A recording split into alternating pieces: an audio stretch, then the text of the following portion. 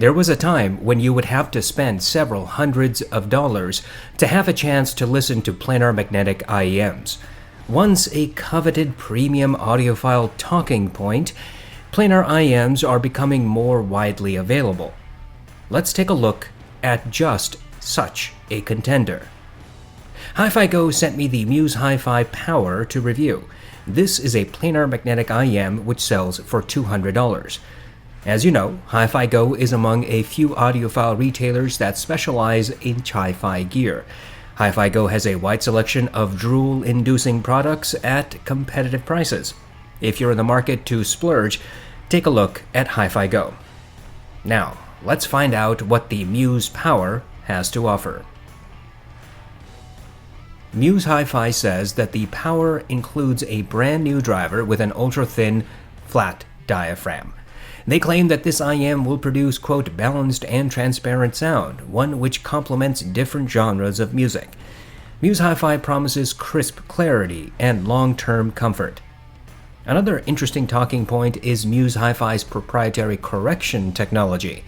They claim that the specific design of this IEM permits more efficient airflow through the chamber, which results in, quote, smoother and more stable driver performance, which in turn leads to solving the common problem of planar drivers being hard to drive. In short, Muse HiFi says that their new drivers reach peak performance without needing much power. Unfortunately, the company does not say at what power output their drivers reach peak efficiency. Once again, an audiophile brand is vague about the performance and heavy-handed with shiny marketing blurbs. The Power is a fairly large IEM. It retains the traditional bean-shaped design but is quite a thick beast. The majority of this IEM is plastic with some metallic accents. However, the Power is a very light device. Currently, you have only one choice in color. It is gold, and the paint job is shiny and a bit reflective. The housing is smooth to the touch, but the seam between the top faceplate and the plastic housing is pretty obvious. The Power comes with a good selection of accessories. You get a hard case lined with felt, 12 pairs of various ear tips, a cleaning brush, and a 2-pin cable. The ear tips seem well made and offer some variation in bore width. The cable is clearly matched to the IEM's color scheme. It is pliable, braided, and transmits very little microphonics. There's a permanent ear hook built into the cable, and this will help keep the IEM in place. As for comfort, the Power is pretty easy to wear. Despite its large size, the device is very light. It is significantly easier to wear than the Moondrop Starfield, which is far heavier by comparison. No amount of head shaking dislodged the Power. The ear tips did not cause any unusual pressure points, and I could wear the Power for about 3 hours before needing a break. Overall, the Power is a comfortable IEM.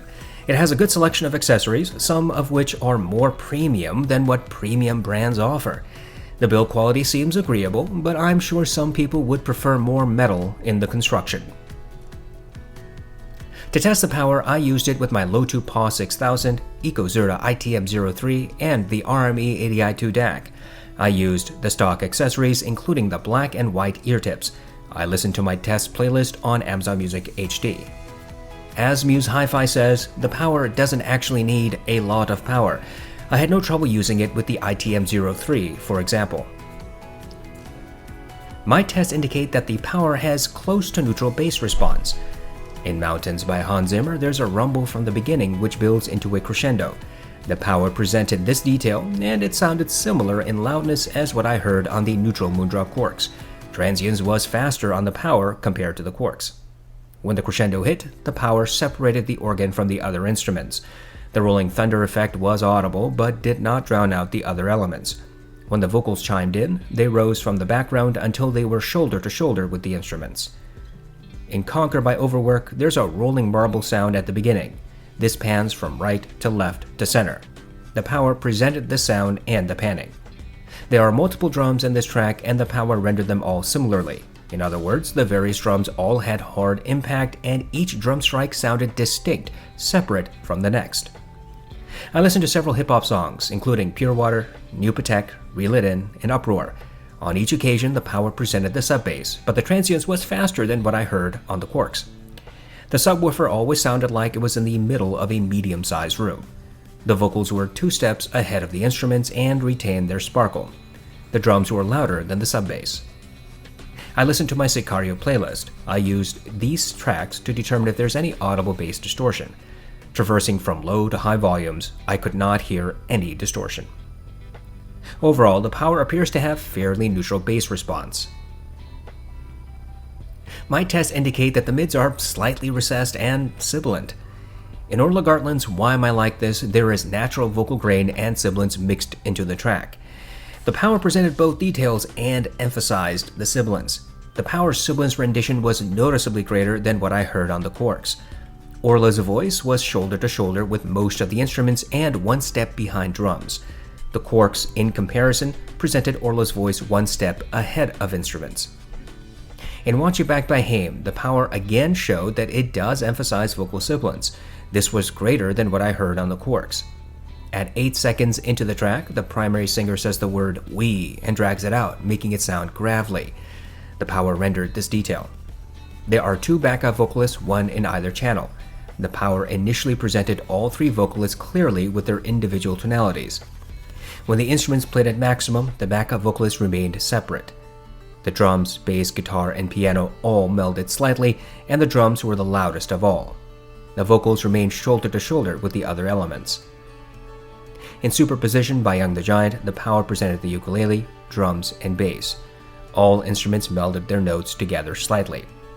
The primary male vocalist was 1 to 2 steps behind the instruments. His vocal sibilance was marginally emphasized. There's a backup vocalist whose voice is layered beneath the primaries. Most IEMs and headphones cannot reveal this subtle detail. The power just barely rendered this subtle characteristic. Between 1 minute and 10 and 1 minute and 20 seconds, there are sharp intakes of brass. The power presented this detail. Overall, the power seems to have marginally recessed mids. Drums are usually the loudest instrument. Vocals are generally shoulder to shoulder with instruments, and when drums are heavily involved in a track, those vocals can appear at least 1 step behind. Vocal sibilance is emphasized. My tests indicate that the power has an upper treble emphasis.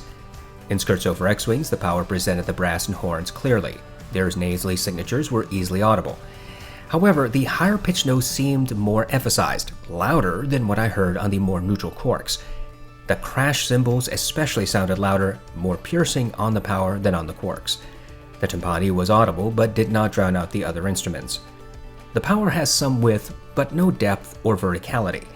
In other words, some instruments seemed further out into the wings, but none sounded like they were deeper into the room, and no sounds came from above or below.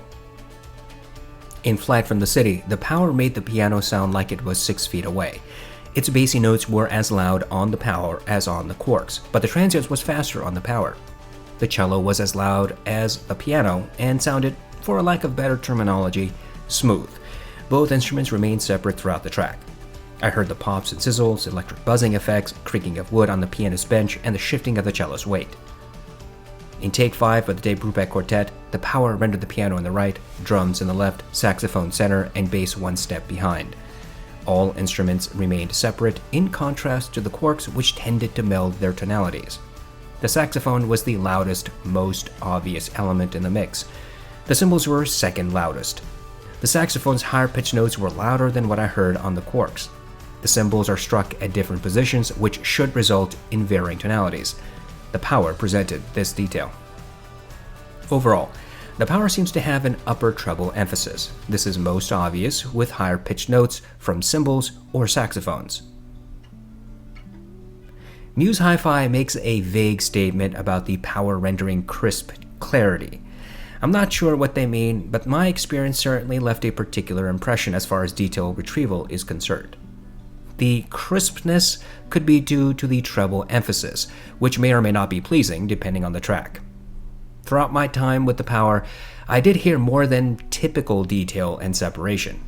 Generally, with the various IEMs I have used, separation and clarity do not seem overly impressive. The power, on the other hand, did tend to offer more than the average. creaking of wood, shifting of a cello's weight, sharp intakes of breaths, multiple vocalists, twangs of guitar strings, nasally signatures of brass and horns. These types of details are clear. Even some subtle, nuanced details are more obvious on the Power than on rivals such as the Quarks, Starfield, or Aria. For a more quantitative test, I use the song New Light by Kazuki. This track has layers of details, including the sound of children playing, wind, rustling of grass, synth, piano, and footsteps. I count the number of steps I can hear in the first 60 seconds. The WG-T2 presents 9 to 10 footsteps. The Heidi's MS2 presents 8 to 9. The Tin HiFi T2 and T2 Evo present 7 to 8. The Moondrop Aria presents 7. The T2 Plus, Blonde BL05, and the The Audio Legacy 2 present 6 to 7 footsteps. The Moondrop Starfield presents 6. The Moondrop Quarks, Blonde BL03, and Triple Win Melee each presents 5 to 6. And the Power rendered 8 to 9 footsteps. For my detail resolution scale, I use the Moondrop Aria and Starfield as the average performers. Any IEM that provides more or less footsteps is judged accordingly. Thus, on my scale, the BL03 would be considered below average and the Tin HiFi T2 would be above average. Using this standard, it seems clear to me that the Power has above average detail retrieval. Of course, changing ear tips or insertion depth and your own music will render different results. Muse HiFi says little to nothing about the Power soundstage ability. My test suggests this IEM has above average soundstage. However, the Power does not present a 3D experience. While you might hear some width, the Power does not excel at depth or verticality. Of course, the original recording has a lot to do with that as well. Just as with the detail resolution test, I also have a scale for soundstage. For me, this involves, yet again, using the Moondrop Aria and Starfield as the average performers. Anything else that has greater or lesser soundstage is judged accordingly. The Tin HiFi T2 and Heidi's MS2 have above average soundstage. The Blonde BO03 and the 05S are average at best. The Starfield, Aria, and Quarks are average. I think the Power is wider than the Moondrop Aria and possibly as wide as the Tin HiFi T2. In this sense, I believe the Power is above average in soundstage. Muse HiFi says that the Power has a balanced and transparent sound signature. That's a contradictory statement. Transparent means neutral. Balanced means there's some combination of frequency tuning that is different from neutral, whatever your neutral target happens to be. It seems that the Power has neutral bass, or close to it. There might be a marginal mid-bass emphasis, but it is similar to what I heard on the neutral Moondrop Quarks. Separation and clarity on the Power in this region is above average. The mids are a little recessed. When drums are integral to the mix, they may appear louder than vocals. Vocals generally stand shoulder to shoulder with instruments. The Power emphasizes sibilance for both male and female artists. The Power has an upper treble emphasis. The crispness that Muse HiFi talks about might be attributed to this. Some instruments may sound a bit piercing or harsh depending on the recording and your own personal preferences. The Power has above average detail and soundstage. I do not think that the Power is a transparent or neutral IEM. Balanced, perhaps. The particular tuning does seem to help eke out more detail and separation than you might typically encounter. But that might be at the cost of some other attribute that you may prefer. In any event, the only way to know if you actually like an IEM or headphone is to listen for yourself. It's important to compare products so that we have a better idea of what we're dealing with. Here, we're going to compare the Power against another planar IEM, in this case, the 7Hz Timeless. For this comparison, I used the stock accessories. I plugged the IEMs into a passive AB switch that was connected to my RME 80i2 DAC. I listened to my test playlist and tried to volume match. These two IEMs have a clear difference in bass response. The Timeless has a sub-bass roll-off, while the Power has more neutral rendition. Transients is marginally faster on the Timeless. Mid-bass is similar, though I think that the Power has a hint more mid-bass emphasis. The mids are also quite different. The Timeless has slightly forward mids in general, while the Power has slightly recessed mids. The timeless renders vocals 1 to 2 steps ahead of instruments. The power renders them shoulder to shoulder with instruments. When drums are prevalent in a mix, they tend to sound louder than vocals on the power. Both IEMs emphasize sibilance, but the power has a noticeably greater push in this regard. Treble is also different. The timeless has close to neutral treble rendition. The power has an upper treble emphasis.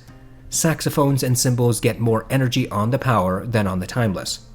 While neither IEM appears to present harsh treble, you're less likely to hear harshness on the timeless. The timeless and power have comparable soundstage and detail, but the power does seem to eke out just a bit more of both. The timeless rendered 8 footsteps in my new light test. The timeless also seems to be slightly narrower in soundstage. Hopefully, this information helps you figure out which of these two IEMs might be a better fit for you.